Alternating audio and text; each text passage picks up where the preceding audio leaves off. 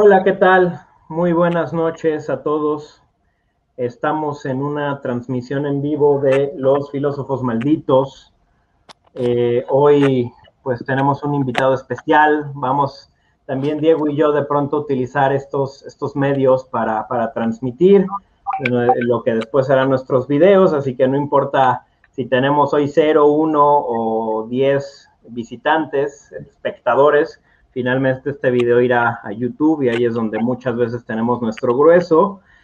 Pues hoy vamos a hablar sobre filosofía e ideologías, o sobre filosofías e ideologías, ¿no?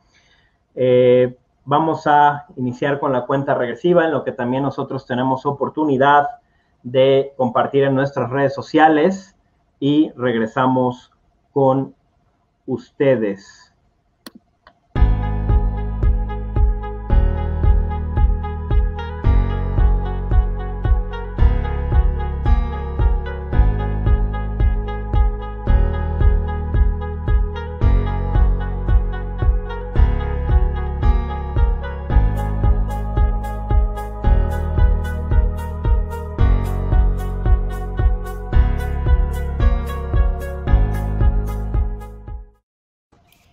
Bien, hola de nuevo a todas las personas que nos están viendo, que están comenzando a sintonizar la transmisión.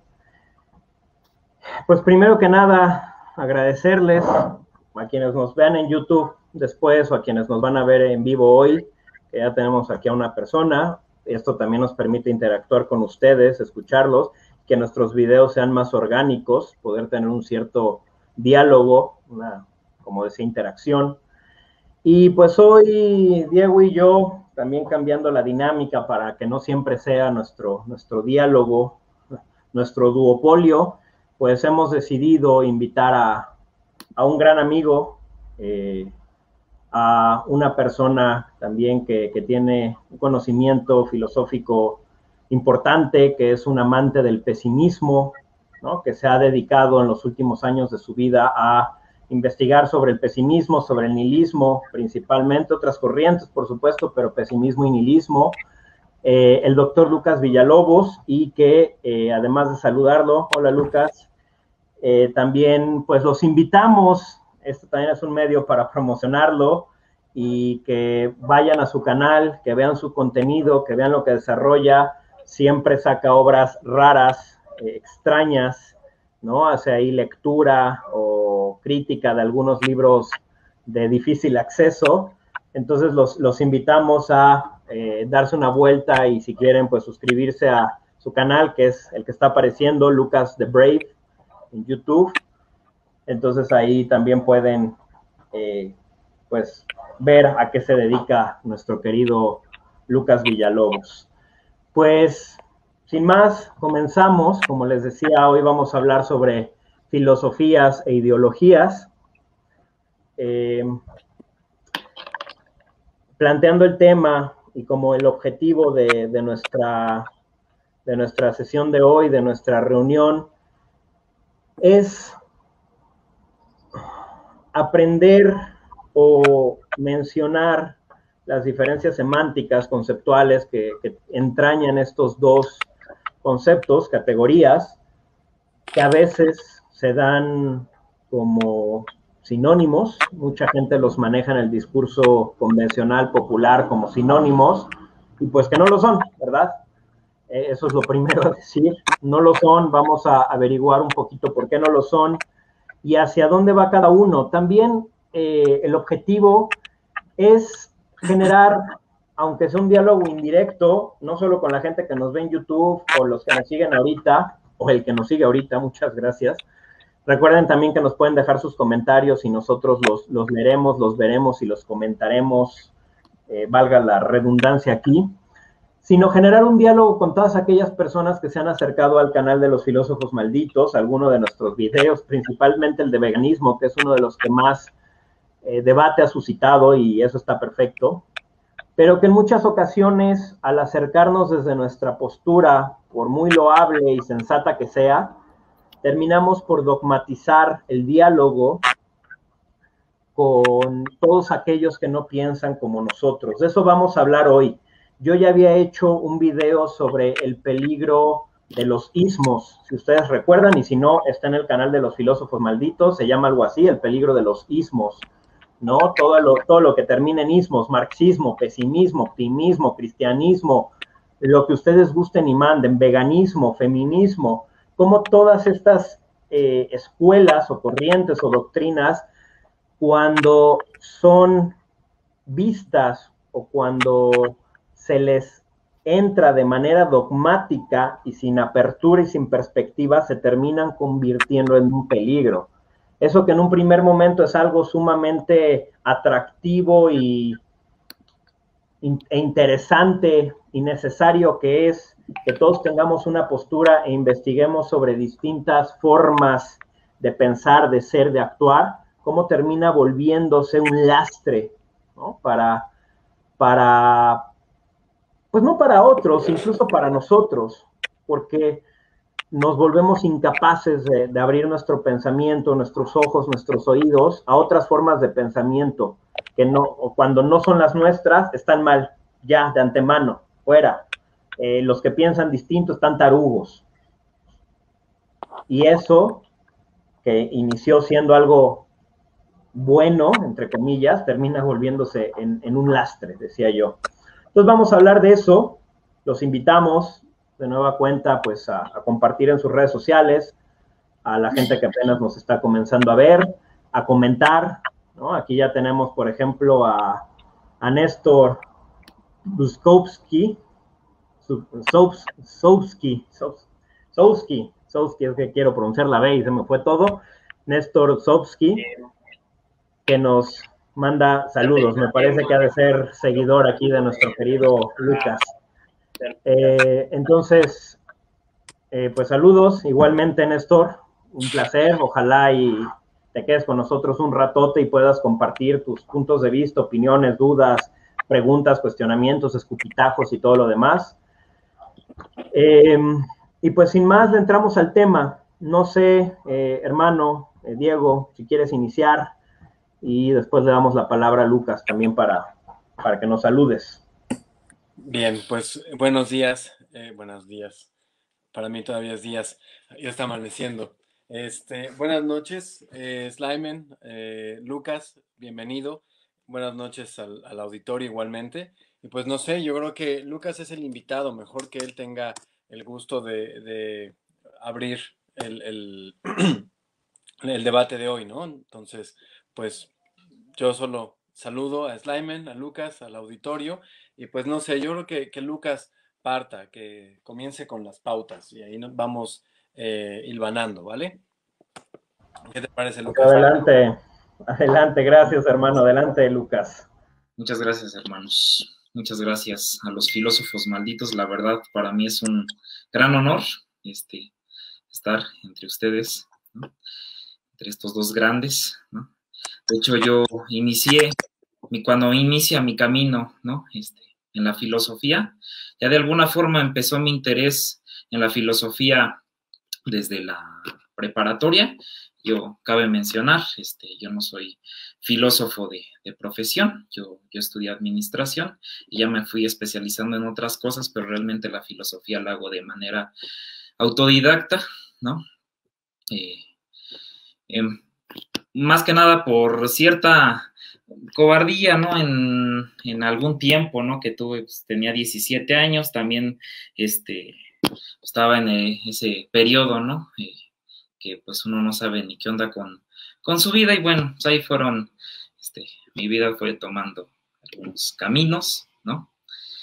Y pues, sí, yo desde la prepa ya le tenía ganas a la filosofía, no estudié filosofía, y fue cuando se muere mi abuelo, ¿no? Cuando regresa otra vez este interés por la filosofía, esta ansiedad, ¿no? Por buscar respuestas, ¿no?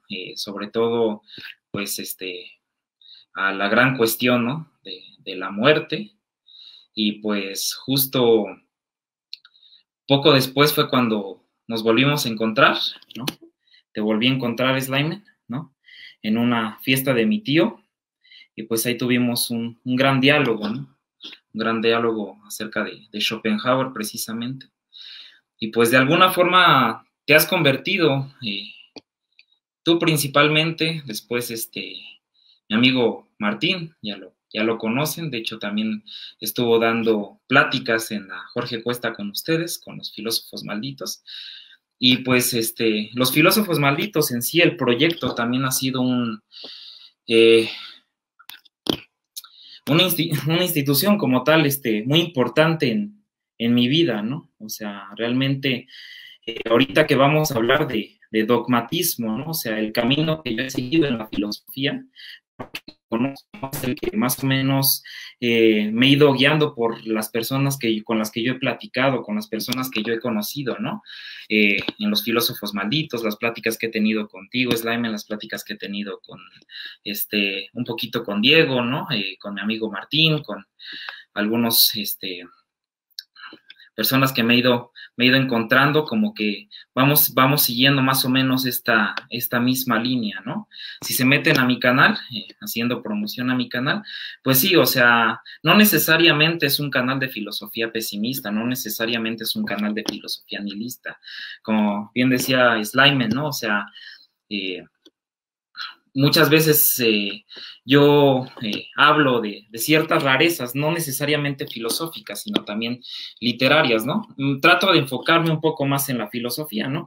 Pero, por ejemplo, también se habla de aceleracionismo, que también tiene una perspectiva, un punto de vista un tanto sombrío también, ¿no? O sea, nos vamos con filósofos como Mark Fisher, Nick Land, ahorita, por ejemplo, que está de moda, ¿no? También la ontología orientada a objetos, ¿no? Reza Negarestán, todos esos filósofos que, pues, de alguna forma, en la academia, pues, empieza como que a hablar un poquito de ellos, pero todavía siguen un poco ocultos, y pues, de alguna forma, como que yo he seguido esta línea, y pues sí, o sea, a veces cuando yo platico, ¿no? Con una feminista, ¿no? Cuando platico con un marxista, ¿no? Cuando platico con bueno, hay mil corrientes dentro de esta disciplina, ¿no? Que es la filosofía dentro de este camino, dentro de este mundo, y pues sí, de alguna forma, uno se cierra, ¿no? Muchas veces a su punto de vista, ¿no? A su perspectiva, ¿no?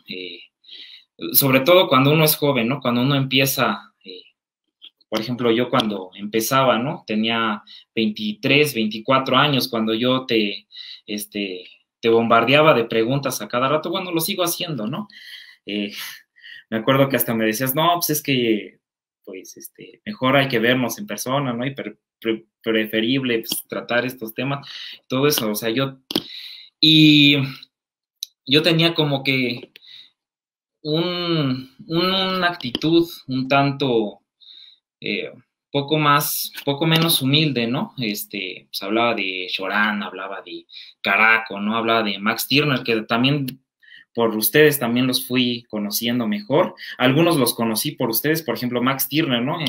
Hace poco grabé un video, de hecho, de Max Stirner y los menciono a ustedes porque, sí, de alguna forma había yo conocido un poquito, ¿no? Por la ideología alemana, pero pues ni pelaba, ¿no? O sea, ese libro creo que nada más lo estaba ahí empolvándose, y ya cuando en la Jorge Cuesta, ¿no? Que ustedes hablaron, me acuerdo fue Diego de Max Stirner, pues ya fue cuando le empecé a prestar atención, y muchos filósofos que ustedes fueron tratando, pues también fue prestándole atención. Entonces, cuando yo conocí a alguien fuera de esa línea, pues yo como que empezaba a tener un poco de conflictos, y empezaba yo a tener un poco de un discurso, una argumentación un poco más dogmática, más que reflexiva, ¿no? Entonces eso tampoco estaba tan cool, y pues sí me llevé mis buenos trancazos, digámoslo así, ¿no? Una vez platicando con Slime, ¿no? Me hizo mención de un diálogo, creo que tuviste con Mauricio Buchot, ¿no? Decías que el filósofo que hace la tarea, ¿no? Bueno, que sale a jugar sin hacer la tarea, y otros que nada más se la pasan haciendo la tarea y todo eso, ¿no? Y yo muchas veces igual nada más me enfocaba, o mis lecturas nada más estaban centradas, y yo sin conocimientos grandes, ¿no? De filosofía, digamos, previa que yo tenía que leer, ¿no? antes de, por ejemplo, previo a Schopenhauer, no sé, o sea, vale la pena, ¿no? Echarse una vuelta, pues, por ejemplo, a Kant, a Platón y todo eso. Pues yo lo hacía de alguna forma, de una manera un tanto irresponsable, ¿no? O sea, yo salía a jugar sin hacer la tarea y pues de alguna forma también me encontraba con gente muy valiosa, ¿no? Que pues sí me deshacía, ¿no? Todo mi discurso, pues me hacía ver, ¿no? Que mi discurso, pues aún todavía sigue, ¿no? Un tanto débil, pero pues uno sigue aquí aprendiendo, ¿no? Y pues yo aquí estoy como invitado, hoy, entre dos grandes.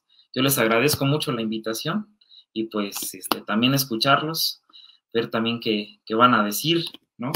Y pues les agradezco mucho, hermanos. No, gracias a ti. Gracias por la presentación, la introducción, los elogios. Pues vamos a empezar, y ya comentaste algo de lo de Beuchot y todo esto, y vamos a comenzar un poco con el planteamiento del problema. Ya hice una introducción, pero vamos ahora sí a desarrollar. Ideología. El término ideología, repito, muchas veces se utiliza como sinónimo de filosofía, y tiene sentido, tampoco es del todo incorrecto, porque hay un filósofo, de estos también de poco hablados, no sería un maldito, pero pues sí desconocido, Antoine Destoux de Tracy, que en un texto fue el que acuñó, el que primero desarrolló el concepto de ideología, y él hablaba justo de un estudio de las ideas, lo que muchas veces entendemos por ideología, cuando alguien dice, es que la ideología de tal persona, ¿no? O sea, como que sus ideas, su pensamiento, la coherencia de su discurso. Y más o menos lo tomamos en ese sentido de Stu. Insisto, no es incorrecto. Sin embargo, el término alcanzó otras dimensiones, pues sí, con Marx y con Engels, sobre todo en este libro de la ideología alemana, en donde se habla de la ideología como un conjunto de principios que en función de los modos de producción pueden explicar el mundo, ¿no? Quiero aquí citar una parte del prólogo de la contribución a la crítica de la economía política de Marx, en donde dice, el conjunto de estas relaciones de producción forma la estructura económica de la sociedad, las relaciones de producción. De aquí surge esto de estructura y superestructura. La base real sobre la que se levanta la superestructura jurídica y política. O sea, la superestructura está más ligada al terreno de las ideas, del espíritu, un poco en el sentido hegeliano, la crítica que le hace Marx a Hegel, y a la que corresponden determinadas formas de conciencia social. El modo de producción de la vida material condiciona el proceso de la vida social, política y espiritual en general. La estructura, dice Marx, condiciona la superestructura. No es la conciencia del hombre la que determina su ser, no es la superestructura la que determina la estructura, sino, por el contrario, el ser social, la estructura, lo que determina su conciencia, la superestructura. Entonces, dicho esto de Marx, por cierto, hago una pausa aquí, Néstor nos dice, el único ismo que acepto es mi egoísmo. Y tenemos a Barrett, Roger, saludos cordiales, filósofos malditos, saludos Barrett. Dicho esto sobre Marx, en algún momento, ¿cuál es la definición que yo suscribo entre ideología, filosofía y cómo podemos empezar esto? Recuerdo hace más de 10 años, unos 13 años, leer un libro de Dussel, no recuerdo si era La filosofía de la liberación directamente o algún otro texto, en donde Dussel decía que la ideología era un pensamiento acrítico. Y la filosofía se entiende como un pensamiento crítico. ¿Crítico de qué? De la realidad, de la sociedad, pero también de sí mismo. Es un segundo nivel de crítica, una metacrítica, ¿no? El pensamiento que es crítico de otros pensamientos, de la sociedad, de la realidad, de lo que se guste y mande, pero que en un segundo momento también se vuelve crítico de sí mismo. Y en este tenor, por ejemplo, Hans Kelsen habla y el propio Kant, de dogmatismo como aquel pensamiento que asume que puede llegar directamente a la verdad, que tiene paso directo a la realidad, a la verdad. Entonces, el dogmatismo es todo aquel pensamiento que no se cuestiona a sí mismo porque cree ya de por sí que es verdadero, que su conciencia de la verdad o de la realidad es pura y es directa. Repito, según la crítica que le hace Kant al dogmatismo, pero sobre todo la distinción que hace Hans Kelsen. Entonces, ¿hacia dónde va esto? Muchas veces, y este video también a mí me encantaría que sirviera como una especie, no de advertencia, pero sí de introducción a todos nuestros videos si se pudiese poner. Muchas veces en comentarios, en YouTube, de cualquier canal, en Facebook, en Twitter, en los periódicos, en libros, en nuestros propios videos de los filósofos malditos, nos encontramos con gente que de manera a veces muy pretenciosa y prejuiciosa critica nuestras posturas y las califica de falacias. Es que cometen 20,000 falacias. Es que no han revisado toda esta literatura. Es que están diciendo pura tontería. Es que no tienen ni la más remota idea. Es que deben estudiar más. ¿De acuerdo? O sea, ojo, creo que Diego y yo en ningún momento hemos dicho que tengamos la verdad absoluta ni que en ninguno de nuestros videos ahí esté la verdad absoluta sobre ningún tema. Creo que los filósofos desde hace ya muchos siglos superamos esto de la verdad absoluta, ¿no? O sea, Platón tal vez, uno que otro por ahí. Hablamos de verdad en ciertos sentidos convencionales, hablamos de mercado de verdades, muy al estilo budista o habermasiano. Podemos hablar de certezas válidas, podemos hablar de razonamientos válidos, podemos hablar de plausibilidad en teorías. Repito, podemos hablar de verdad en un sentido convencional, por ejemplo, a partir de oraciones, de juicios, eso, clases básicas de lógica de prepa. La verdad se encuentra en las proposiciones. Y yo digo, en este momento estamos transmitiendo un video sobre filosofías e ideologías, es una proposición verdadera. En cambio, si digo, en este momento estoy en el Superman de Six Flags, pues es una proposición falsa, ¿no? O sea, así de sencillo a veces. Sin embargo, se restituye muchas veces este discurso dogmático. Entonces, decirle a toda esa gente, ¿no? Diego y yo, y Lucas, y quien sea, y tú, que nos estás viendo, pues no, o sea, tu forma de ver el mundo no es la única, ni es la mejor, ni es la que todos deberíamos suscribir. Pero justamente por eso existe el debate, existe el diálogo y existe la diferencia de puntos de vista. Mucho ojo, tampoco confundir con doxa, opinión, la opinología, ¿no? Yo no sé mucho de química o de astronomía, y si yo me pongo a decir sobre eso, pues va a ser una opinión porque no soy experto, y eso es lo que a veces no entendemos. Opinamos de todos los temas que queremos, opinamos de política, opinamos de economía, opinamos de religión, y pues no tenemos ni bases de ciencia política, ni de economía, ni de teología, ni de... Es como si yo me pongo a opinar de medicina, ¿no? Porque he visto 3 videos de medicina y me he leído un manual de medicina, o tuve un profesor muy bueno en la prepa, no lo sé. De pronto olvidamos que hay bases metodológicas en todas las disciplinas, en todas las ciencias sociales, exactas, naturales, como se les quiera denominar, del espíritu. Entonces, es importante decir que cuando Diego y yo planteamos aquí temas y puntos de vista, primero, como lo hemos dicho siempre, estudiamos el tema. Eso no quiere decir que seamos los mayores expertos, por ejemplo, en veganismo. Sin embargo, si estudiamos y nos ponemos a leer artículos y a ver videos y a ver documentales y traemos bases metodológicas y hemos leído textos, libros no sé, de algunos autores. Pero también es importante porque muchas veces cuando queremos descartar el discurso del otro, porque no concuerda con nuestro discurso, lo que decimos es que son falacias, es que no sabes del tema, es que no te has leído esto. Es una forma, incluso yo le llamaría muy primitiva, de defender nuestra posición, ¿no? De decir, es que si hubieses leído lo que yo he leído, tú también serías vegano, tú también serías feminista, tú también serías pesimista, tú también serías hedonista, tú también serías Juan Camaney, si tú vieses el mundo como yo. Pero justo es eso, no lo voy a ver como tú jamás, aunque lea los mismos libros. y tengo derecho a pensar distinto. Y no solo tengo el derecho, sino que además existen principios en lógica. Es muy fácil hacer hombres de paja y descartar de un plumazo los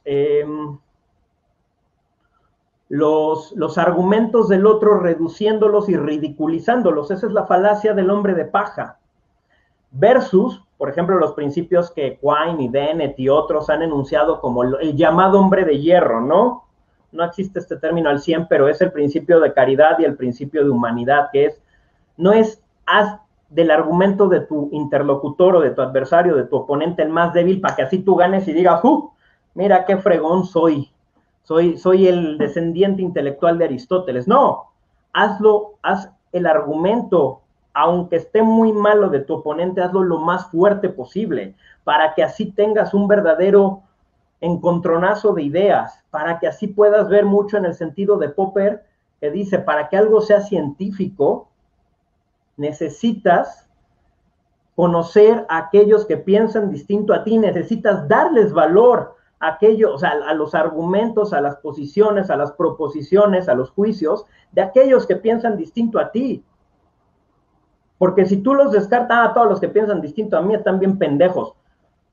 Estás perdido, hermano. O sea, el que yo no sea vegano, o sí lo sea, porque además nadie sabe si Slyman Bonilla en persona lo es o no lo es, me escuchan a través de un video, y además un video que aunque dure 1 hora y media, pues no puede reducir todo mi pensamiento.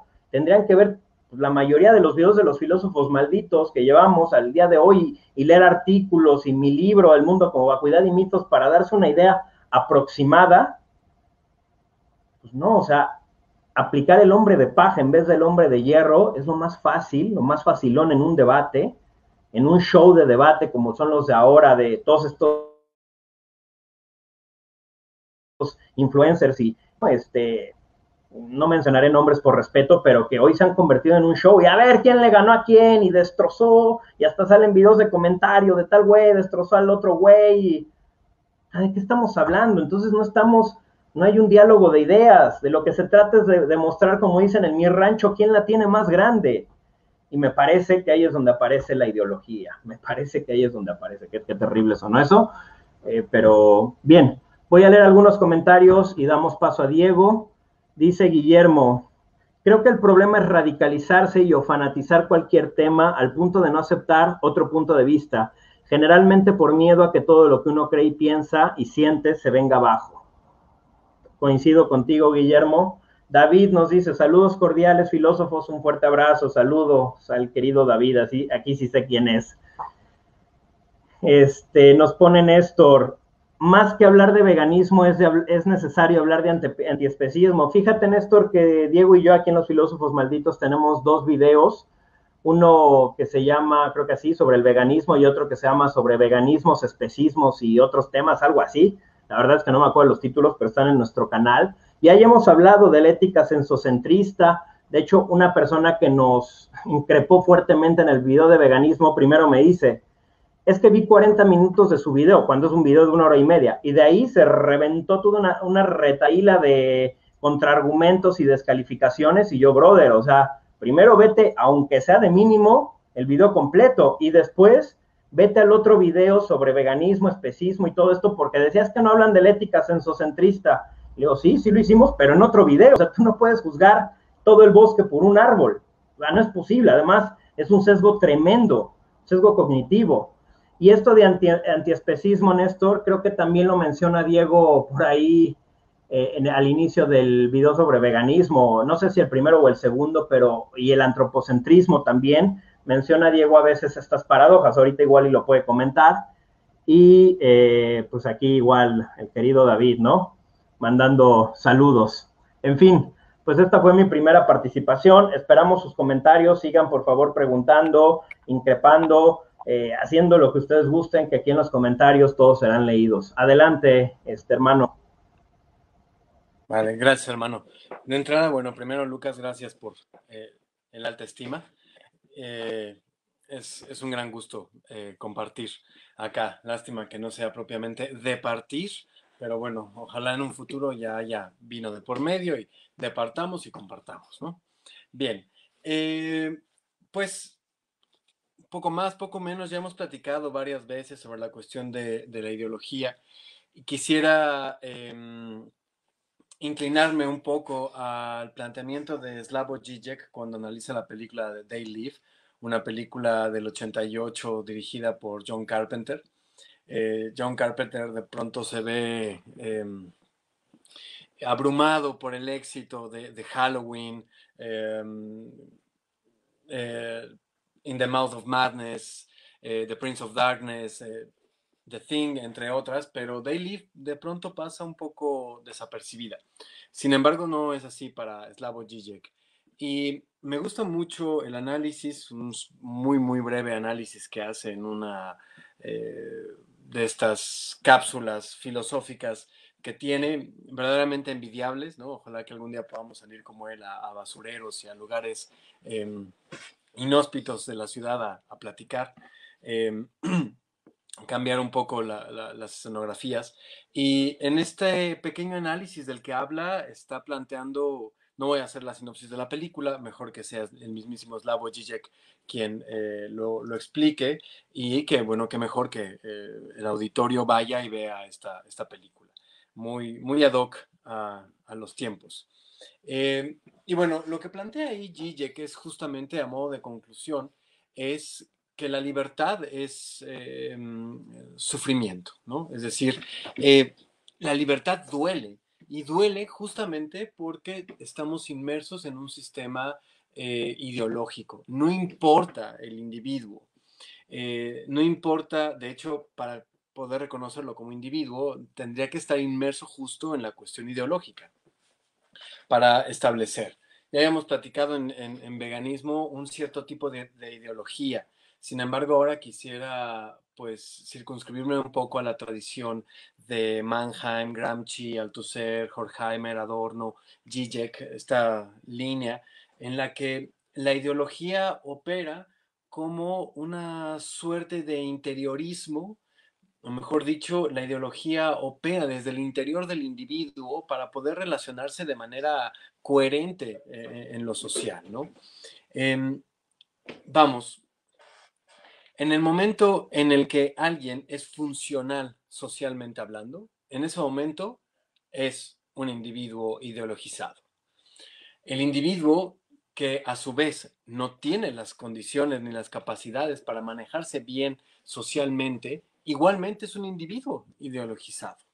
Parece como si fuera un monstruo que absorbe cualquiera de los espíritus, salvo a los psicópatas, pero los psicópatas los vamos a dejar aparte, ¿no? El individuo psicopático tiene otra forma de construirse. Pero ¿a qué hablo con esto? Hablo con que al hecho de que de alguna forma esta forma de entender la ideología es la creencia de que somos individuos autónomos. Si realmente estamos convencidos y creemos en la autonomía, porque bueno, ya nos traicionó la razón, ¿no? Ya quedó muy atrás. Me habían prometido a mí que Dios me iba a salvar y no lo hizo, entonces la Edad Media se viene abajo. Después viene la razón, la maravillosa ilustración, el siglo de las luces y demás, sapere aude, ¿no? Atrévete a hacer uso de tu propia razón y demás. Y bueno, pues al final termina traicionándonos igualmente la razón, ¿no? La razón no me salvó como no me salvó Dios tampoco. Y bueno, empieza un camino muy largo hasta la contemporaneidad, en donde viene la idea de autonomía. La autonomía sí que nos va a salvar, porque la autonomía no solo reconoce la razón, no solo reconoce cierto grado de espiritualidad, de inteligencia emocional, sino que además me hace amigo de mi sombra, ¿no? De hecho, es parte de la autonomía propiamente, ser amigo de la sombra. Bueno, pues todo esto implica justo, si me creo autónomo, es que soy un individuo ideologizado. Y esto es importante porque la ideología es algo que surge de manera espontánea en el individuo. No importa qué ideología sea, ¿eh? Es decir, se puede ser ateo, se puede ser vegano, se puede ser indigenista, feminista, un filósofo nihilista radical, un taoísta, un budista, qué sé yo, ¿no? Es decir, si estamos inmersos en una cuestión de orden social, o estamos en las mal llamadas contraculturas, pues lo mismo, somos individuos ideologizados, ¿no? En este tenor es bastante claro los elementos de los que se hacen los individuos y los diferentes grupos para autoapropiarse e identificarse, ¿no? Es decir, estos pequeños grupos, no necesariamente pequeños, pequeños o grandes grupos, que necesitan una serie de elementos para reconocerse a través de reafirmaciones o contrarreafirmaciones. Todo esto, vamos a decirlo en palabras mucho más eh, ramplonas, esto implica que los que están socialmente inmersos y los que están en un sistema contracultural son individuos ideologizados. Si no hubiera una ideología de por medio, no habría rebeldes, ¿vale? Y el rebelde está tan ideologizado y enajenado como aquel que cree que no lo está. ¿Por qué? Porque los dos son individuos que se consideran autónomos. Esta idea de autonomía es justamente lo que denota, es el síntoma de alguien ideologizado. Por eso, bueno, la ideología es algo espontáneo, es decir, salir de la ideología duele. Entonces, de manera espontánea nos alejamos del dolor, esto es, reafirmamos las ideologías que tenemos. De lo último de lo que se da cuenta el pez es justo del agua, y en este tenor podemos hablar de cultura, religión, ideología, etc. Entonces, bueno, pues en este tenor me gusta esta conclusión de Gille, que la libertad duele, claro, porque en el momento en el que nos liberamos de las ideologías, en ese momento nos quedamos en la nada. Y yo quisiera tocar dos paradigmas ideológicos para terminar. La primera es que, bueno, atender a que ideología es de alguna forma un sinónimo de realidad. Si pudiéramos hablar de un esqueleto de la realidad o una suerte de infraestructura para la realidad, es la ideología. Y reconocer que la realidad es la lectura que nosotros hacemos de lo real. Lo real ahí está, pero siempre pasa por un filtro y esto genera la realidad.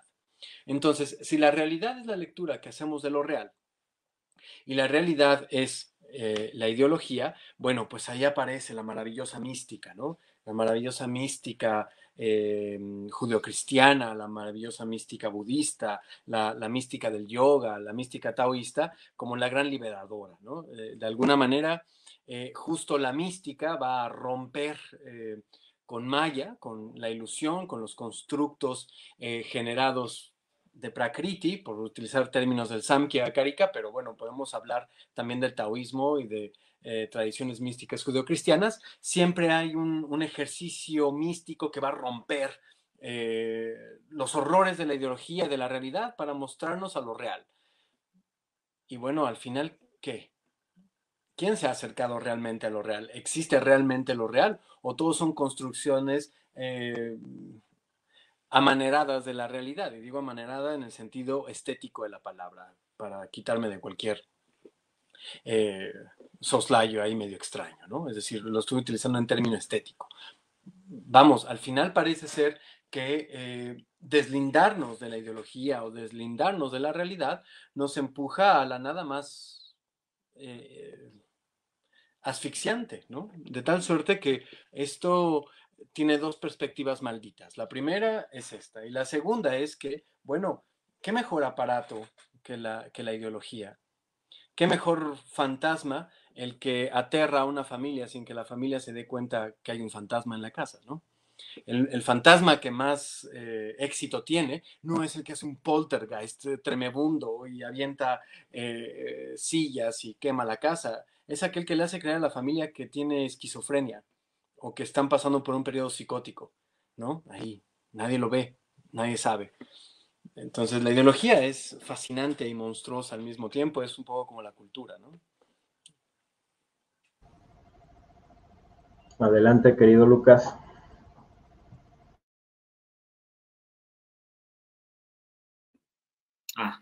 Gracias, muchas gracias. Pero creo que no terminó Diego, ¿o continúo yo? Sí, yo acabo así, ¡pah! Entonces, todo Sí, bien. no, bueno, Ah, sí, sí, adelante. Vale. Bueno, pues me gustó mucho lo que dices de Zizek, me gustó mucho el ejemplo, me acuerdo mucho en esa película, donde están hablando, ¿no? De comerás basura, ¿no? Y me gusta la frase esta de Zizek, ¿no? Como lo dice en su voz muy singular, ¿no? We already eating trash, ¿no? Se ponen los lentes, ¿no? Y realmente estos lentes, ¿no? Son los que nos permiten ver la ideología, y pues aquí nos encontramos ante algo muy, de alguna forma, aterrador, ¿no? O sea, creo que no me acuerdo bien, creo que es en Kant, ¿no? O yo lo vi en un aforismo, pero realmente decía que aquel que conoce la crítica, ¿no? Ya de alguna forma detesta, ¿no? La charla dogmática, ¿no? Pero muchas veces nosotros pensamos, ¿no? O ya después de ciertas lecturas o después de ciertos estudios, ¿no? Una persona se siente, incluso la otra vez lo platicaba contigo, Slimen, sobre este efecto, ¿no? Este sesgo, Dunning-Kruger, ¿no? Se siente así el que sabe mucho, el que sabe más que los demás y todo eso. Entonces yo sé que soy muy, muy crítico, pero pues realmente también estoy siguiendo, ¿no? Yo, de alguna forma, cierto dogmatismo, ¿no? O sea, aquí la pregunta es, ¿cómo yo podría escapar, ¿no? De esta charla dogmática, ¿no? Como yo de alguna forma, o sea, por ejemplo, cuando me he llegado a topar, por ejemplo, tengo muchos debates, ¿no? Con las feministas, ¿no? O con algunos veganos, ¿no? Progresistas, de alguna forma como que encontramos, ¿no? Encuentro en ellos argumentos muy, muy distintos a los míos, ¿no? Y de alguna forma, cuando platico con ellos, o sea, ya hasta sé como que lo que van a decir, ¿no? O sea, ya más o menos como que tiendo a adivinar su discurso y ya como que igual me viene, tal vez es un sesgo, ¿no? Que me viene, ¿no? Pues digo, así como en Los Simpson, ¿no? No, pues alguien debió adoctrinar, ¿no? A esta persona y quizá yo también estoy siendo o estoy cerrándome, ¿no? Algunas cosas, ¿no? Pero ustedes, o sea, yo más bien les preguntaría a ustedes, o sea, ¿cómo nosotros podemos escapar de esto, ¿no? ¿Cómo nosotros podemos salir de esto o darnos cuenta de esto? Interesante, déjenme leer aquí unos comentarios. Gabriel David nos dice, hace falta otro cuento de Maupassant de introducción, hacen falta muchos cuentos, querido Gabriel, no solo de Maupassant. Barrett Roger nos dice, ¿desde cuándo les quería preguntar, acaso la voluntad schopenhaueriana no explica y en cierta medida justifica la tauromaquia, en tanto que el toro esté imbuido sin saberlo por ese principio metafísico, de tal manera que no es necesario que el hombre lo drogue o provoque para torear? Postdata, ya vi su video sobre tauromaquia, ja, y congratulations, por cierto. Creo que me corresponde a mí esa pregunta, ¿verdad? Voy a lanzarle un poco la bala a Diego, porque creo que es aquí también cierta interpretación, no la única ni la mejor, más bien de la voluntad de poder podría explicar esto. Ahora bien, desde Schopenhauer, sí, de hecho Schopenhauer en La voluntad de la naturaleza y en El mundo como voluntad habla de la naturaleza justamente como casi un estado de guerra, no esta naturaleza que a veces nosotros mediante el arte idealizamos, romantizamos, sobre todo justo él también viniendo del romanticismo y del Sturm und Drang, pues sí, de pronto la naturaleza es más violenta, más, ¿cómo decirlo?, maldita de lo que pensamos, ¿no? O sea, si bien muchos términos como hablar de la crueldad entre animales quizá no aplican porque son antropomorfizaciones, reificaciones en donde aplicamos ciertos patrones psíquicos humanos al comportamiento animal y no es del todo correcto, como hablar del amor en los animales, o sea, ciertamente los animales tienen una forma de expresión de sus emociones, de alegría, etcétera, pero bueno, de ahí decir que los animales aman o que los animales están deprimidos, no sé, hasta cierto punto es transferir ciertas características que entendemos como humanos y que tiene que ver con cierta matrix y cierto principio de, como decía Diego, de realidad sobre lo real, o sea, de interpretación de filtro, en donde queremos meter en el costal a todos bajo las categorías con las cuales nosotros pensamos, como a Dios, es que Dios es omnisapiencia, es amor, es... No, bro. La teología negativa diría, esas son características humanas, la sabiduría, el amor, etcétera, etcétera. Dios no es nada de eso, ¿no? Es coteriúgena, por ejemplo. Entonces, la voluntad es caótica, si se quiere, la voluntad está, o sea, la naturaleza como una expresión, fenómeno de la voluntad está en constante lucha, como es el propio principio de la voluntad. Y sí, claro, o sea, en ese sentido, el humano como un ser también, como un fenómeno, una objetivación de la voluntad, y el toro como otra, pues terminan en esta lucha de voluntades, de deseos, de poderes, de fuerzas, ¿no? Y no solo como es el hombre con el toro, sino como es el águila con la ardilla, o como es el cocodrilo con tal, o como es el león con la cebra.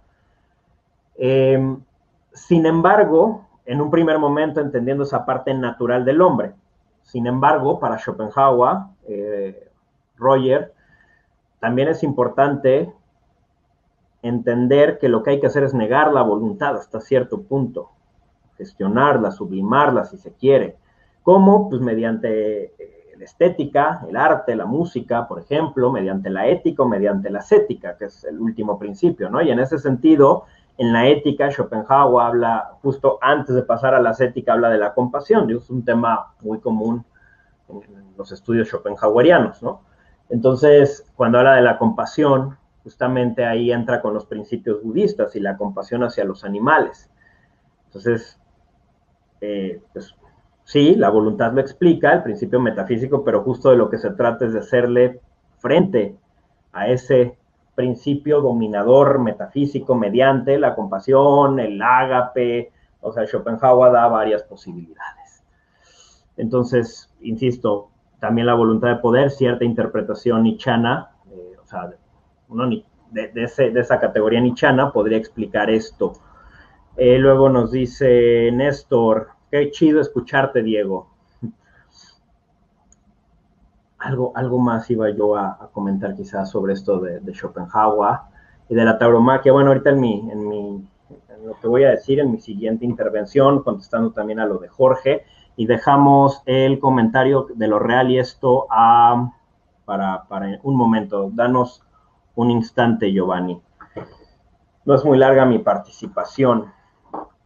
Justo de lo que acabo de hablar, ¿no? Voy a empezar por eso. Aquellos que vieron este video de veganismo, que es un poco el pretexto que hoy nos trae aquí a hablar de ideología y filosofía, verán que Diego y yo ahí pues criticamos mucho el movimiento vegano, no tanto la filosofía detrás, sea de corte utilitarista o no, sea sensocentrista o no, porque hay mucho y ya lo explicamos en su respectivo video, sino en el primer video nos dedicamos a criticar mucho el movimiento vegano hasta cierto punto, incluso lo especificaré más, el movimiento New Age vegano.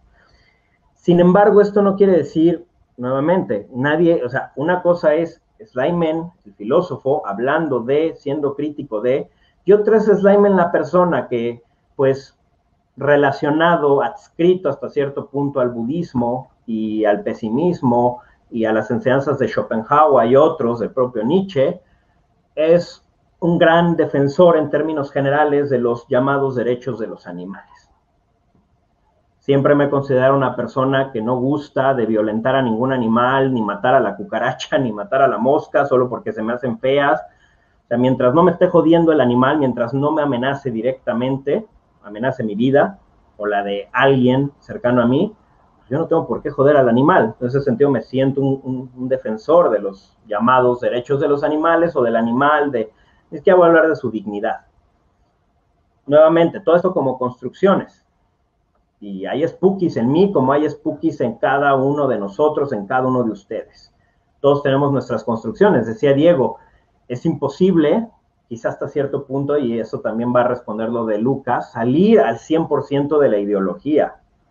Pero una cosa es eso, y otra cosa es que Slyman sea incapaz, a pesar de considerarse un, entre comillas, lo pondré animalista, un defensor hasta cierto punto. Eso no quiere decir que Slyman no pueda ser crítico de muchos de estos movimientos, o de estas personas, o de estas teorías, o de estas ideas, y no pueda ver el lado B, la otra cara de la moneda. Eso no significa. Y este es el dogmatismo en el que caen a veces ciertos individuos. Y a veces yo también, por supuesto, no estoy exento ni nadie lo está.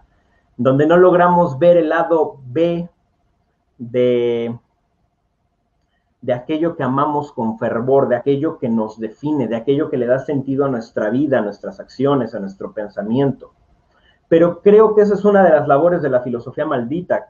Por eso en nuestro canal, se lo advertimos al público nuevo que llegue a ver este video, pues así se llama el canal, Filósofos Malditos. Aquí hablamos de los filósofos malditos y tratamos de construir una cierta idea de filosofía maldita. Es una idea, una filosofía de cuchillo, yo le llamaré, de una filosofía violenta, ¿no? Y violenta de que transgrede principios de alteridad, ya lo hemos dicho en nuestros videos de qué es la filosofía maldita, los pueden checar, tenemos 2 y otros de introducción al proyecto. Entonces es criticar todo, ir contra todo y contra todos, ¿no?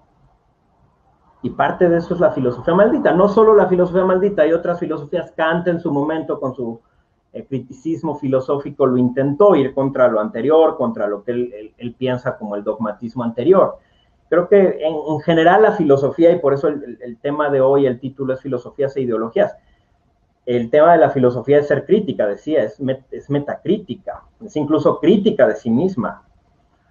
Y el tema en la filosofía maldita en específico, ya hablamos de filosofía, que viene en el nombre, y luego lo maldito es justo reventar, escupir, blasfemar contra todo, sin piedad.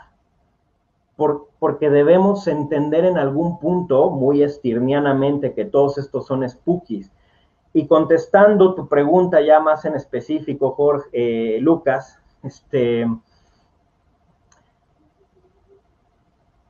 ¿se puede salir de esto? No estoy seguro. Yo lo veo como la Matrix, ¿no? Todos estamos en la Matrix de una o de otra manera. La diferencia es que hay gente que está consciente de que existe una Matrix y que hasta cierto punto puede poner distancia. A diferencia de la película, yo solo diría que ellos salen como de la Matrix y pueden ver los programas computacionales y cómo funcionan las máquinas y todo. Yo diría que quizá eso no es posible al 100%. Lo que es posible es, la distinción para mí estaría entre quienes son conscientes de que están en una Matrix, en esta red neuronal y en esta red conceptual a la que le pueden llamar veganismo, feminismo, pesimismo, nihilismo, lo que ustedes quieran. Aristotelismo, marxismo, socialismo, liberalismo, capitalismo y todos los ismos, o como le quieran llamar aún sin la palabra ismo. Hay quienes son conscientes de que existe esta red conceptual, castillo sobre el aire, una red neurológica, una serie de mitos, como yo los llamo en mi libro del mundo como vacuidad y mitos, ahí viene mucho esto, una red mítica, pero que no es que sea una mentira, simplemente es una construcción de la cual, o sea, no podemos escapar, es una especie de realidad, no de lo real. Hay quienes son conscientes de eso, y hay quienes no, y quienes viven su vida tranquilos pensando que lo que ellos piensan, que su construcción mental, que la forma en que dotan de sentido al mundo y construyen el mundo e interpretan el mundo es la única, es la verdadera, es la mera mera, es la chingona, es la que todos deberían suscribir, todos deberían ser pro peje, y todo aquel que sea crítico del peje o que no vote por Morena, pues es un idiota. O todos deberían ser antipejes, o todos deberían ser panistas y entender que el peje es un idiota, y todos aquellos que no vean al peje como un idiota son unos idiotas. Y entonces vivimos en este intercambio burdo y absurdo de construcciones míticas, porque no somos ni siquiera conscientes de que nos pensamos que el otro es el que está metido en una ilusión, en un espejismo conceptual, epistémico, y nosotros estamos fuera de él. Nosotros sí vemos las cosas como son, ¿no? Como como deberían ser, como son, como tenemos una percepción más directa de la realidad. Y entonces ahí reventamos todo porque ni siquiera somos conscientes de que también estamos insertos en una matrix. Repito, esta especie de matrix conceptual, categorial, epistémica, metafísica, ontológica, como se le quiere decir, y que aplica todo, a la política, a la estética, a la economía, a todo, a la religión. Entonces, creo que no podemos salir, porque incluso la pérdida de sentido es ya una dotación de sentido. El nihilismo también es un ismo. El caer en la nada también implica una concepción de la nada, ya sea como liberadora, como condenadora o como lo que sea, y ahí hay una red conceptual. En fin, esa es mi intervención. Antes de proseguir con Diego, leemos estos comentarios.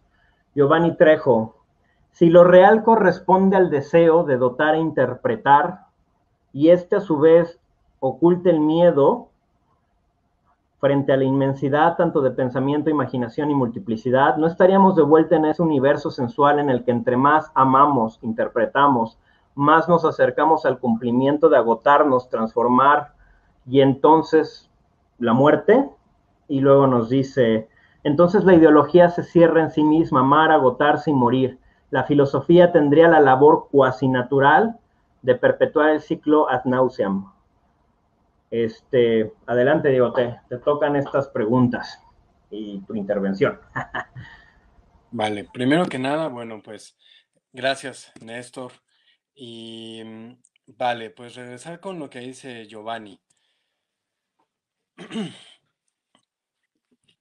Cuando hablamos de lo real como aquello que es leído por la realidad, bueno, pues habría que contextualizar el deseo. De nuevo, es muy amplio el problema del deseo.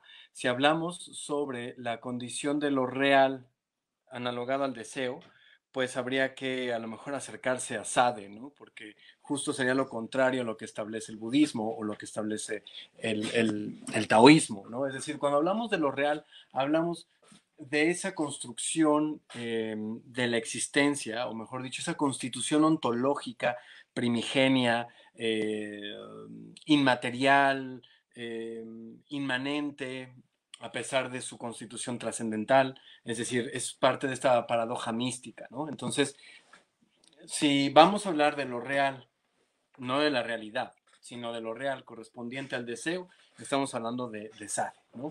Porque es el primer momento en el que Sade reconoce que lo real, lo constitutivamente real, más allá de las realidades, esto es de las lecturas que yo pueda hacer sobre el deseo, pecaminoso, o bueno o malo, etcétera, sino más bien es algo dado, ¿no? Entonces, de entrada, bueno, si lo real corresponde al deseo y este a su vez oculta el miedo, de alguna manera entiendo, según lo que plantea Giovanni, es que eh, si lo real corresponde al deseo y este, o sea, el deseo, a su vez oculta el miedo, la verdad es que no sé qué tanto oculte el deseo, el miedo. Yo creo que más bien faculta el miedo. Si nos vamos a una postura budista, justo el miedo radica en los tres venenos, ¿no? La ignorancia, la avidez y el odio. Entonces, esto genera que el deseo nos subnubila y entonces más allá de ocultar el miedo, lo hace florecer. No estaríamos de vuelta en ese universo sensual en el que entre más amamos, más nos acercamos al cumplimiento de agotarnos y entonces la muerte. Ahí me parece un poco más bien de Philip Mailander, ¿no? Como una suerte de debilitamiento de las fuerzas que pues nos lleva a la destrucción. Pues la respuesta es sí, en el sentido de Philip Mailander, todas estas fuerzas no son más que la voluntad de morir, que quieren autorresolverse en la destrucción, ¿no? Ahora, en el sentido de Sade, bueno, pues es que desde el principio todo es contingente, no hay nada que vaya más allá, ¿no? Entonces, la ideología se cierra en sí misma. Yo creo que sí, es decir, eso, y aquí me voy acercando a lo que planteaba Lucas, ¿no? Yo creo que sí, que efectivamente las ideologías, más que cerrarse en sí mismas, se resuelven en sí mismas. Por eso son llamativas, por eso son susceptibles a ser creídas, ¿no? Yo quisiera aquí hacer una paráfrasis de lo que plantea Trejo. No estoy tan seguro de que la ideología se cierre en sí misma, que sí, es cierto, pero yo creo que más bien se resuelve en sí misma. Toda ideología se resuelve en sí misma, por eso es susceptible a la creencia. ¿En qué sentido? Porque es coherente y congruente en sus términos. Y aun y cuando no sea coherente ni congruente en algunos puntos, estas propias ideologías se autosustentan de tal suerte que terminen teniendo razones, ¿no? Eh, es como un parche de guión. Digamos que el guión está escrito para el grueso de las filosofías y lo que van a hacer, todavía no me lo quites, hermano, porfa, para regresar con Trejo. Gracias, hermano. Gracias, disculpa. Es un poco como las ideologías están escritas, es el guión principal, pero cuando hay agujeros de guión o cuando hay incongruencias en el guión, llegan los filósofos y empiezan a enmendar esos hasta darle coherencia al guión. Entonces ya queda la saga completa, ¿no? Lo que no quedaba muy claro en el comunismo, llegaron otros y lo parcharon. Lo que no quedaba muy claro en el capitalismo, llegaron otros y lo parcharon. Lo que no quedaba muy claro en el cristianismo, llegaron otros y lo parcharon y quedó bien, ¿no? Es decir, son parches de agujeros de guión, por decirlo en términos cinematográficos, ¿no? Entonces, bueno, amar, agotarse y morir. De alguna manera, bueno, pues esto es parte del entramado básico de cualquier ideología, ¿no? Apelar al amar y hacer una serie de construcciones en torno a lo que es amar, cómo se debe amar, qué se debe amar, por qué se debe amar. Por supuesto, hay un agotamiento. De otra forma, no habría necesidad de afianzarse esas ideologías para tener fuerza y seguir para terminar muriendo, ¿no? Creo que aquí Giovanni está pensando en Philip Mailander, ¿no? Tal vez está coqueteando también con Choral. Y la filosofía tenía la labor casi natural de perpetuar el ciclo ad nauseam. Es que sí, yo también podría coincidir en esa postura. La filosofía en el tenor de querer desilvanar e hilvanar al mismo tiempo algunos agujeros de guión en los entramados ideológicos, pues termina por justificar cualquier cosa, ¿no? Todo tiene completa coherencia cuando la filosofía mete la mano hasta que llega algún otro y lo desestabiliza con otra serie de principios ideológicos. Y aquí me voy, ahora sí ya a una respuesta más directa con Lucas. Lucas preguntaba, ¿cómo salir de las ideologías? ¿Cómo es posible que podamos emanciparnos? ¿Cómo podemos romper con ellas? La pregunta, desde la perspectiva maldita, es ¿por qué tendríamos que liberarnos de ella?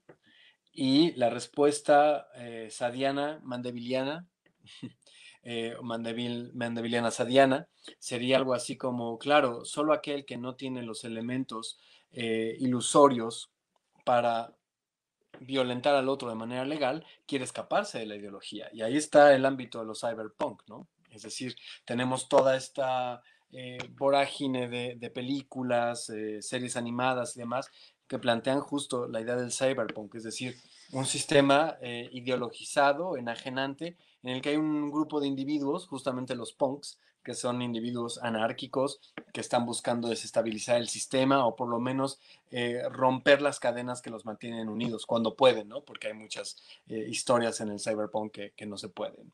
Pero claro, el que está en el poder no tiene intención de desestabilizar la ideología. Es más, muchas veces quien tiene los aparatos legales para ser coercitivo, esto es el Estado, la economía, la política, la religión, la moral, no tiene interés en cambiar las ideologías, sino de alguna manera tiene interés de reelaborar las ideologías para perpetuarse en un espacio empoderado. Y esto no debe entenderse como si fuera una serie de individuos que maquilan el universo y el nuevo orden mundial y entonces meterle a los niños ideas de... No, no, esto es un proceso natural, porque el individuo frente al vacío, el ser humano frente al vacío, tiene la necesidad de construir y reconstruir discursos y narrativas lo suficientemente creíbles como para que se conviertan en ideologías.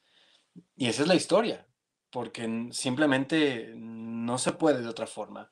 Y esto lo podemos de alguna manera comprobar en la historia de la filosofía. ¿Cuáles son los sistemas de pensamiento que surgieron, se presentaron y no tuvieron continuidad en la historia de la filosofía? Esto es, no tuvieron escuela. Si vemos el Vedanta Mimamsa, si vemos el Samkhya y el Yoga, por mencionar algunas escuelas de pensamiento indio, ¿cuál es la única que no tiene continuidad? Charvaka, porque se resuelve en la nada. Los sabios del bosque del bambú en China. no fundan escuelas, porque muchos de los planteamientos se resuelven en hedonismos nihilistas, ¿no? Y bueno, de ahí nos pasamos a Mandeville, a Sade, que no fundan escuela.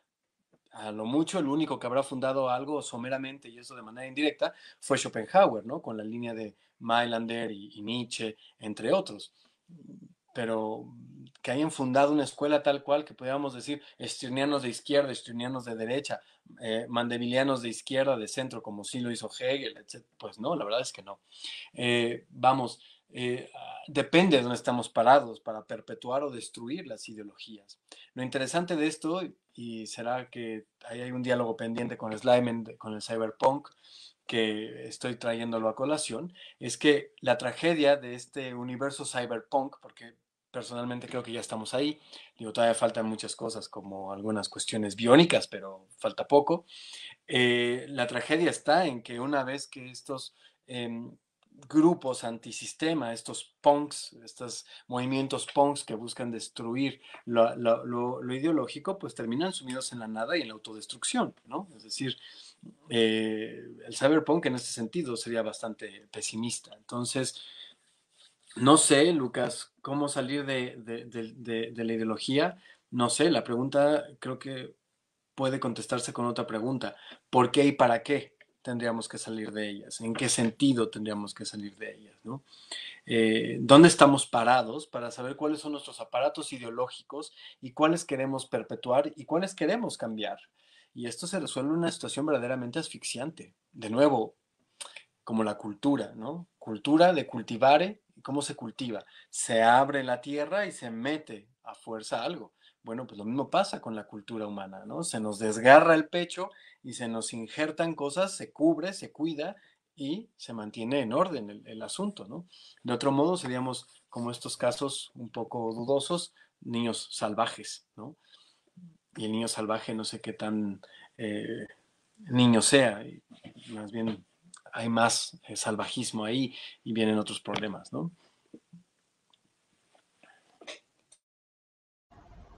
¿Qué piensas, Lucas?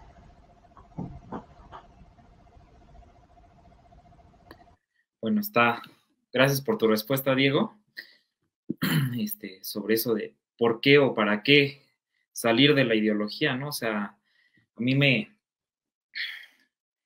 o sea, me cuesta trabajo un poco entender. Yo de alguna forma estudié filosofía de manera trunca, estuve algunos trimestres, no la terminé, y pues me di cuenta, y no solamente en filosofía, ¿no? O sea, como que yo creo que en todas las carreras, de alguna forma, en donde de alguna forma se trata de buscar, ¿no? Se trata de encontrar respuestas, de buscar una verdad objetivas, ¿no? Pues se presentan dogmas, ¿no? Y de hecho, incluso en universidades, ¿no? O sea, hay un factor ideológico, muy grande, ¿no? O sea, si hablamos de que la filosofía va a ser quien combate, ¿no? A la ideología o la reflexión, la crítica es quien combate la ideología en su estudio, en ese camino, ¿no? Pues te llegas a empapar, ¿no? De ciertos dogmas, ¿no? Y en ese camino que te vas encontrando con ciertos dogmas, muchas veces te quedas en uno, ¿no? ¿No? Y tratas de reelaborarlo, tratas de hacer cierto revisionismo, ¿no? Acerca de ese dogma, tienes cierto revisionismo de esta ideología, ¿no? Y tratas de reinventarlo, ¿no? Sí, porque un marxista, por ejemplo, hay, como decía, creo que es Giovanni, ¿no? Pasa por ese proceso, ¿no? O sea, pasa la fase del encanto, ¿no? O sea, de que repite lo que dicen sus maestros o lo que ha leído del manifiesto comunista, lo que ha leído del Capital y todo eso. Después se empieza a desanimar un poco, empieza a conocer otras perspectivas y de alguna forma con estos puntos de vista es como que trata de formarse su propio pensamiento, ¿no? Y se va volviendo así como que histórico, ¿no? Y se reelaboran las ideologías, pero esta reelaboración, esta reestructuración, este revisionismo se vuelve a convertir en dogma, ¿no? Y pues si nosotros tratamos de buscar una verdad objetiva, o sea, yo quiero salir de esto, ¿no? Yo quiero salir de este sesgo, ¿no? De esta caverna, ¿no? Válgame, igual estoy descontextualizando, ¿no? De esta caverna de Platón, quiero salir de eso, ¿no? Quiero salir a ver la luz, ¿no? ¿Cómo salgo de ella, ¿no? Por eso era mi pregunta, pero muchas gracias. Fíjate que para mí, y como mi intervención final, para ir cerrando,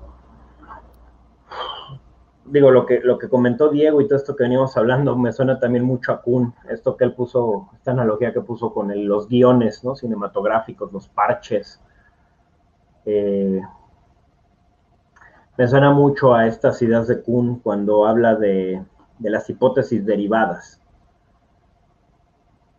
que son estas hipótesis que cuando el paradigma empieza a entrar en crisis, pues van surgiendo para tratar de parchar lo que el nuevo paradigma intenta desdecir del viejo paradigma. Surgen estas hipótesis derivadas. Y bueno, en dado caso, si no son suficientes, llega un nuevo paradigma y ahí también se encumbra el paradigma que alguna vez fue el revolucionario, el crítico, teoría de la revolución, revoluciones científicas,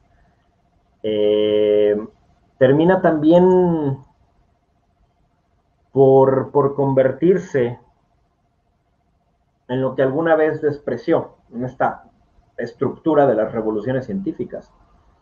Nos pasa, somos críticos, por ejemplo, a nivel generacional, sociológico, de las generaciones anteriores, de nuestros padres o abuelos, y cuando llegamos a cierta edad ya no comprendemos a los jóvenes. Y terminamos siendo en su momento fuimos los críticos revolucionarios, rebeldes, y nos terminamos convirtiendo hasta cierto punto en reaccionarios. Aún dentro de nuestra rebeldía chaburruquesa, por ponerlo de alguna manera. Entonces, para mí, en mi teoría, en el pesimismo utópico, hay dos momentos. Primero, la conciencia mítica, lo que yo llamo la conciencia mítica, entender esta matrix, esta red neuroconceptual, la llamaré, en la que estamos inmersos y que incluso ahorita ponía Giovanni esto del deseo, ¿no? Como lo real, pues yo diría el deseo de qué, cómo entendemos el deseo. Es decir, el deseo en estado puro y bruto me parece imposible porque somos animales, sí, pero también somos racionales, animales sociales, políticos. Es decir, estamos siempre en esta complementariedad y en esta tensión entre lo natural y lo social o lo sociocultural. E incluso nuestro intento de renuncia a lo sociocultural termina siendo sociocultural, como el asceta, ¿no? Salvo el niño que nace y crece entre lobos, que como dice Diego, ¿qué tanto de niño tiene? Y aún así pertenece a otro tipo de sociedad distinta, con otro tipo de acciones y sonidos y formas de comunicación. Pero incluso el que renuncia a la sociedad, el asceta, el ermitaño, justamente está renunciando a la sociedad, ¿no? Aún su desprendimiento implica la afirmación en un primer momento de. Entonces, debe haber una conciencia mítica, debe existir una conciencia de que estamos inmersos en un conjunto de mitos, distintos mitos. Existe el mito judeocristiano, el mito budista, el mito taoísta, y repito, por mitos, aquí no estoy entendiendo mentira o falsedad, estoy entendiendo otra cosa, una construcción discursiva con base en ciertos principios luciferinos. Por ahí échenle un ojo, repito, a mi tesis, está en Amazon, El mundo como vacuidad y mitos. Estética incluso, como el mitema por excelencia, la estética, ahorita que se habla también del deseo. Sí, el deseo, la estética, entendida desde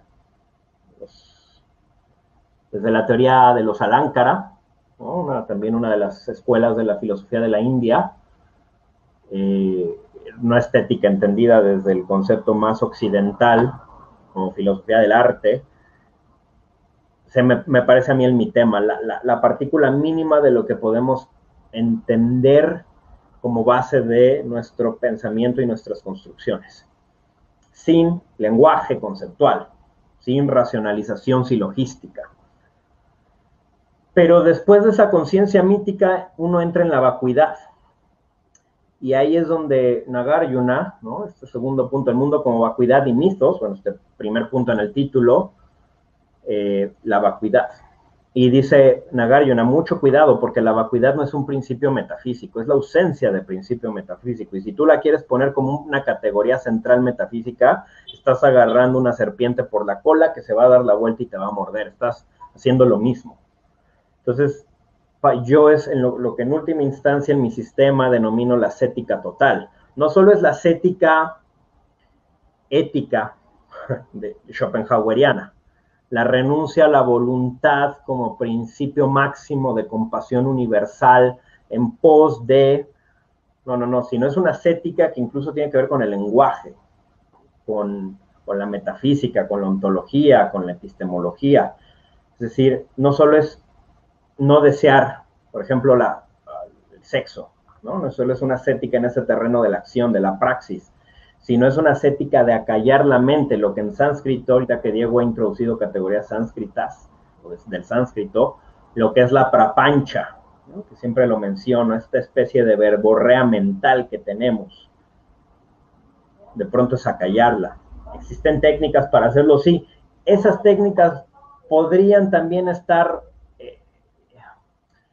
incurriendo en cierta ideología o en ciertos mitos, por supuesto, pero en última instancia ahí está el koan, me parece que de un maestro chino famoso, no recuerdo, un maestro zen famoso, si te encuentras al Buda en el bosque, mátalo, ¿no? Ese koan me parece justo la posibilidad crítica de la ideologización. No quiere decir que te desprendas al 100, pero si te encuentras al Buda, mátalo. No sustancialices al Buda, no lo reifiques. Entonces, existen ciertas técnicas desarrolladas a lo largo de milenios, y no solo por la tradición búdica o indovédica, sino por otras tradiciones, hasta la mesoamericana, la náhuatl, de penitencia y esto, que tratarían de llegar a esta ascética total, donde de pronto la mente guarda silencio. Creo que este concepto, como en la música, para que tú puedas escuchar la gran ópera, la gran sinfonía, necesitas silencios. A veces mucha gente, incluso en teoría musical, habla de que el silencio es la ausencia, ¿no? de estos sonidos o de la música. Y hay otros que dicen, no, el silencio es música también, porque implica la posibilidad de la sinergia y la armonía del resto de la composición. Entonces, a veces acallar la mente, esta ascética total, repito, metafísica, epistemológica, ontológica, ética, etcétera, a mí me parece que, si bien no es salir de la Matrix, es al menos reconocer que no es posible salir de la Matrix y decir, bueno, claro que pueden enunciar mitos, y todo lo que estoy diciendo son mitos, es vacuidad, como diría Nagarjuna. Todo esto que acabo de decir también está vacío. También puede constituirse como una ideología. Todo esto que acabo de decir. El punto está, una, en ser consciente, reconocerlo, y dos, después de decirlo, que puede tener un sentido en el budismo pedagógico, son los llamados dos modos de hablar del Buda, un modo pedagógico, como medio hábil, solo para comunicarse convencionalmente con las personas, y el otro modo de hablar del Buda, que es, por ejemplo, en el Zen, ¿no? Esta típica historia donde el Buda convoca a sus alumnos, se sientan a su alrededor para escuchar un sermón, el Buda se queda callado un ratote, sus alumnos empiezan, ¿qué pasa? O sea, ¿qué se trae el maestro, no? Y el Buda está meditando, cerrado, con los ojos cerrados, tiene una rosa en la mano, pasan horas y no habla, y de pronto abre los ojos y ve que solo uno de ellos le está sonriendo de manera cómplice. Y entonces se para, se acerca y le entrega la rosa y le dice que él es el portador del camino. Se supone que esa es la historia de la fundación del budismo zen, el primer patriarca del budismo zen, ¿no? Entonces, poder llegar a este rompimiento de la lógica, repito, este segundo nivel de discurso en donde incluso si te dicen, es que eso que estás haciendo también estás ideologizando mediante el silencio, mediante tales o cuales patrones, y tú sigues nada más Sonríes, respiras y sigues y caminas. Por eso dicen poéticamente que la sonrisa del Buda es tan poderosa y tan, ¿no? Es magnánima, incluso destructora, o sea, no destructora en un sentido negativo, sino es una sonrisa que supera al universo, como en esta también metáfora donde sale Son Goku en esta épica china del mono, ¿no? El viaje del mono. Eh, ¿Cómo se llama exactamente, hermano? Este librito. Viaje al oeste, las aventuras del rey mono, ¿no? Y donde Son Goku, el personaje, el ser más, parece ser más poderoso del universo, reta al Buda y el Buda le dice, bueno, si viajas al final del universo y tal cosa, yo te entrego el poder y bla, bla, bla.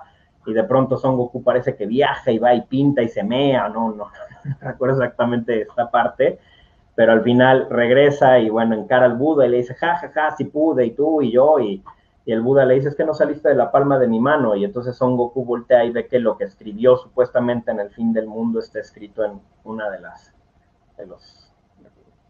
en una parte de la mano del Buda. Entonces, de pronto es esto, no, pero es que lo que estás diciendo también, y empezamos con el diálogo y el debate y el intercambio de ideas y la prapancha, pero es que cómo tú puedes decir esto y bla, bla, bla, y el argumento y Habermas y Hegel y tal, dice que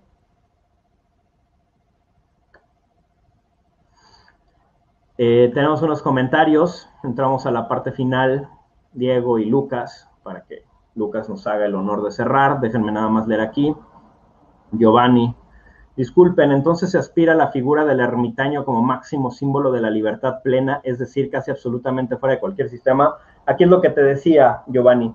Si tú planteas esto y yo te digo sí, la figura del ermitaño es, en ese momento ya estoy sustancializando una cierta idea sobre las éticas, sobre el ser ermitaño, sobre la soledad, sobre la libertad, el ermitaño como símbolo de la libertad, ya estoy construyendo sobre un concepto de libertad, es ideas sobre ideas, castillos en el aire. Si yo quisiera responderte esta pregunta muy en este sentido de lo que acabo de hablar nuevamente, lo mejor es el silencio. Se aspira a la figura del ermitaño como máximo símbolo de la libertad, sí y no. Porque es convencional lo que acabas de decir. Me tendrías que decir qué entiendes por libertad, qué entiendes por símbolo. Y ya son palabras sobre palabras. O sea, todo esto que acabas de decir y todo lo que yo acabo de decir está vacío. Entonces, no se aspira a la figura del ermitaño, pero a la vez sí. Son estas paradojas del budismo zen. Es que, maestro, tengo un problemón porque mi novia me acaba de dejar, y el maestro zen, con una sonrisa, con los ojos cerrados, te dice, observa al gato que camina, observa la cola del gato que camina en la buhardilla de tu casa. ¿Y eso qué tiene que ver con mi problema? Bueno, de eso justo se trata. Luego dice Giovanni, igual, muchas gracias por sus apuntes, me llevo bastante para pensar.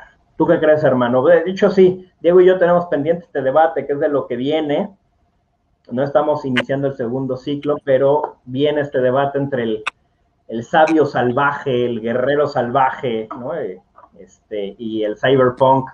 Él defiende la idea del cyberpunk, yo defiendo más la idea de este guerrero salvaje, de este sabio salvaje. Se viene después ese debate, así que estén al pendiente, hermano. Tu turno, por favor. Para terminar, ¿se me escucha bien? Escuché como un eco, ¿no? ¿Todo bien?